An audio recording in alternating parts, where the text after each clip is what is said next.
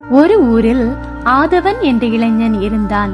அவனுக்கு வாழ்க்கையில் பெரிய கனவுகள், பணம், புகழ், உயர்ந்த பதவி. இரவு பகல் பாராது உழைத்தான். இதையெல்லாம் அடைந்தால்தான் வாழ்க்கை நிறைவு பெறும் என்று நினைத்தான். ஆண்டுகள் கடந்தன. அவன் நினைத்த அனைத்தையும் பெற்றான். ஆனால் அவன் மனத்தில் ஒரு வெறுமை மட்டும் அதிகரித்தது. ஒரு நாள் காலை சூரியன் உதயமாகும் போது அவன் வயதான ஒரு விவசாயியை பார்த்தான். அந்த மனிதன் தினமும் அதே நிலத்தில் வேலை செய்து கொண்டிருந்தார். முகத்தில் அமைதி இருந்தது. ஆதவன் கேட்டான், இத்தனை ஆண்டுகளாக ஒரே வேலை, சலிப்பு இல்லையா?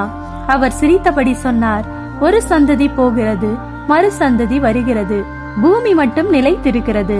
நாம் செய்தது எல்லாம் இங்கேயே தங்கிவிடும் என்று நினைத்தால் அது மாயை. அந்த வார்த்தைகள் ஆதவனின் இதயத்தில் விழுந்தன. அவன் உணர்ந்தான், சூரியனுக்கு கீழே மனிதன் படும் எல்லா பிரயாசத்தினாலும் கிடைப்பது தற்காலிகமானதே. இன்று புகழ், நாளை மறதி. இன்றைய செல்வம் நாளை வேறு ஒருவரின் கையில். அன்றிலிருந்து அவன் வாழ்க்கையின் அர்த்தத்தை மாற்றிக்கொண்டான். சம்பாதிப்பதை மட்டுமல்ல, நல்லதையும் விதைக்க ஆரம்பித்தான்.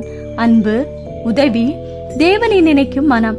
அப்பொழுது தான் அவன் உணர்ந்தான், தேவனை தவிர்த்து வாழும் வாழ்க்கை மாயை, தேவனோடு வாழும் வாழ்க்கையே நிலையான பலன். ஒரு ஊர்